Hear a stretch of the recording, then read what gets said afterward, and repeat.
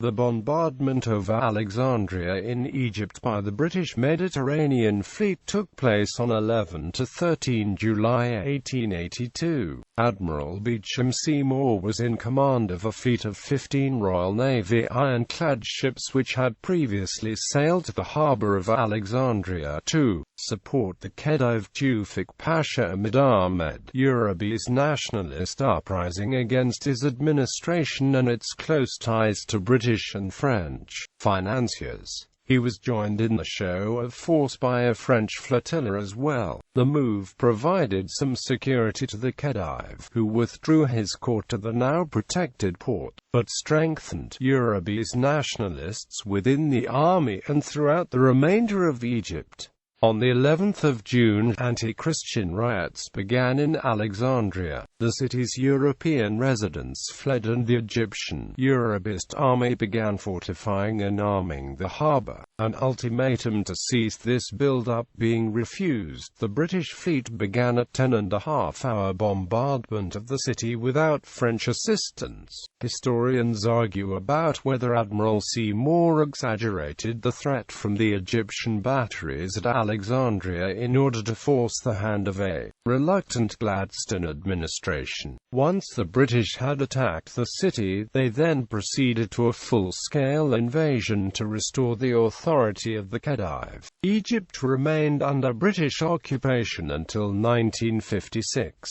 Origins. In 1869, Khedive Ismail of Egypt inaugurated the Suez Canal, which was a joint venture between the Egyptian government and the French-led Suez Canal Company. During the excavation of the canal, so many Egyptian workers died that it became common in the collective memory of Egyptians to say that Egyptian blood ran in the canal before the water of the seas.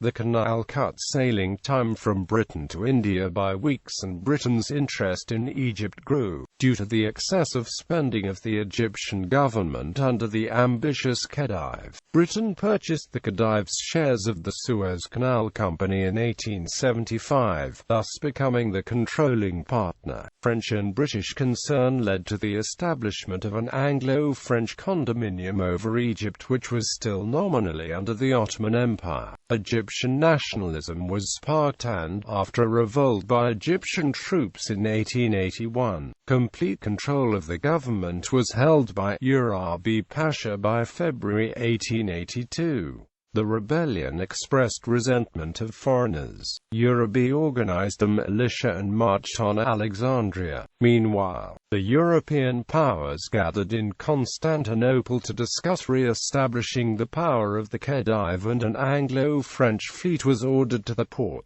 of Alexandria. The Egyptians began reinforcing and upgrading the fortifications, and the British House of Commons ordered ships to be temporarily dispatched from the Channel Fleet to Malta under Admiral Seymour's command. On the 20th of May, the combined Anglo-French fleet, consisting of the British battleship HMS Invincible, the French ironclad Le Galissonière and 4 gunboats, arrived in Alexandria. By the 5th of June, 6 more warships had entered Alexandria harbour and more cruised off the coast. The reasons that the British government sent warships to Alexandria is an object of historical debate, with arguments proposed that it was to protect the Suez Canal and prevent anarchy, and other arguments claiming that it was to protect the interests of British investors with assets in Egypt. The presence of the foreign fleet exacerbated the tensions in Alexandria between the nationalist forces and the large foreign and Christian population. On 11 and the 12th of June, ferocious riots erupted, possibly started by Urabi's supporters but also blamed upon the khedive himself as a false flag operation. Over 50 Europeans and 125 Egyptians were killed in the fracas that began near Place Mehmet Ali, with British Admiral Seymour, who was ashore at the time, narrowly escaping the mob.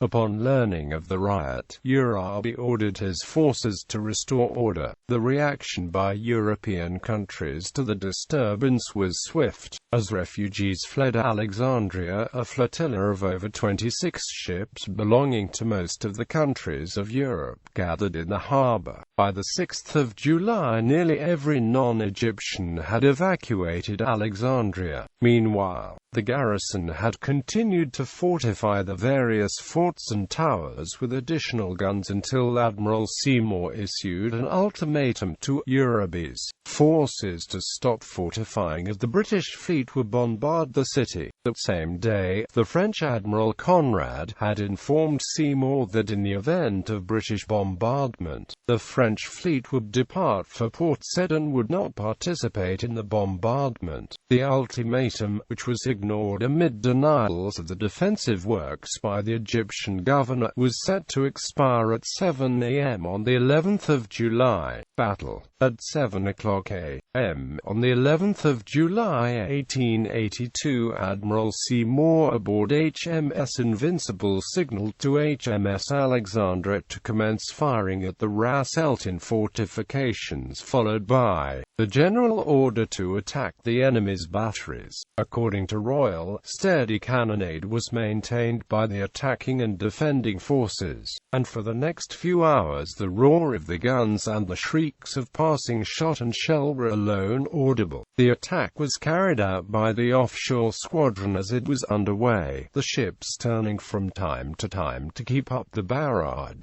This was not entirely effective, and by 9:40, HMS Sultan, HMS Superb and HMS Alexandra anchored off the lighthouse fort and concentrated the now stationary batteries on Ras El Tin. The fort battery was able to score hits, particularly on Alexandra, but by 12:30, Inflexible had joined the attack and the fort's guns were silenced. Meanwhile, HMS Temeraire had taken on the mech's forts and was causing damage to mechs when she grounded on a reef. The gunboat HMS Condor went to her assistance and she was refloated and resumed the attack on the mech's fort, while the offshore squadron was engaging the fort's long-range HMS Monarch. HMS Penelope and HMS Condor was ordered into close engagements with the forts at Marsa El Kanat and Fort Marabout. HMS Condor, seeing that Invincible was within range of the guns at Fort Marabout, sailed to within 1,200 feet of the fort and began furiously firing at the fort. When Fort Marabout's guns were disabled, the flagship signaled, "Well done, Condor." The Condor's action allowed the ships to finish off fort mechs. With the mech's fort's guns silenced, HMS Sultan signaled to Invincible to attack Fort Ada, which she did with the assistance of Temeraire. At 1:30, a lucky shell from HMS Superb blew up the magazine of Fort Ada and those batteries ceased firing. At about this time, the British fleet began to run short of ammunition. However, nearly all of the guns from Fort Ada West were silenced. HMS Superb, Inflexible and Temeraire focused the fire on the remaining eastern forts until at 5:15, the general order to cease fire was issued. The Egyptians, both outmanned and outgunned, had used the firepower to good effect, but the outcome of the bombardment had never been in doubt. The Cairo newspaper El Taif erroneously reported that the Egyptian forts had sunk 3 ships. The next day, HMS Temeraire reconnoitered the forts and discovered that the hospital battery had reconstituted its defenses. At 10:30 a.m., Temeraire and Inflexible opened fire and the battery raised the flag of truce at 10:48 a.m. Very soon an Egyptian boat set out to the flagship bearing the flag of truce and a ceasefire was ordered. By 2:50 p.m., HMS Bittern signaled that the negotiations had failed and the bombardment was to resume. Still, most of the forts flew white flags and an irregular cannonade by the British fleet began. By 4 o'clock p. A fire had broken out on shore, and by evening the fire had engulfed the wealthiest quarter of Alexandria, the area predominantly inhabited by Europeans.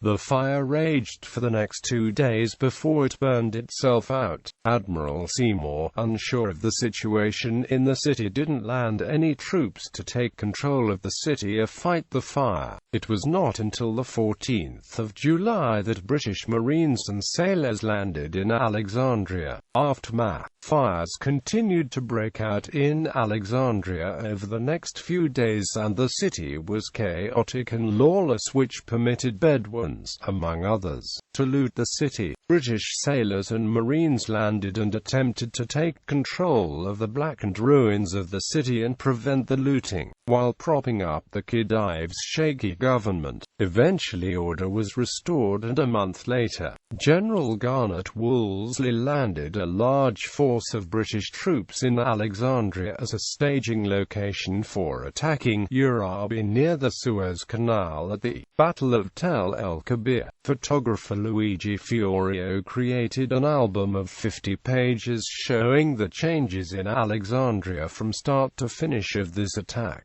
These photos can now be found online at the American University of Cairo in the Rare Books and Special Collections digital library. This digital library was established in the fall of 2011, and the photographs of the bombardment of Alexandria were compiled between June and August 2012. The bombardment was described in disparaging terms by British MP Henry Richard. "I find a man prowling about my house with obviously felonious purposes.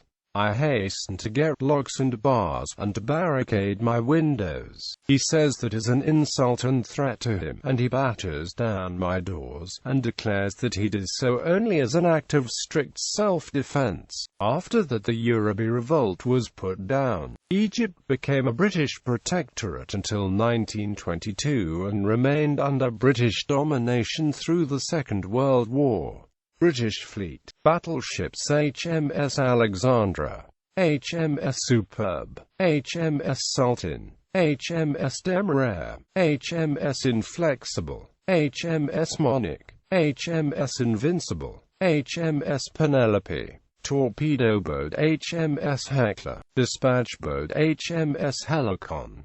Gun vessels: HMS Condor, HMS Bittern, HMS Beacon, HMS Signet, HMS Decoy. Egyptian forts: Fort Pharos, Fort Silsileh, Fort Adda, Fort Ras El Tin, Fort Marabout, Fort Ajami, Mazar el Kana, Citadel of Mex, Fort Kamaria, Fort Omokbabi, Fort Salah Aga.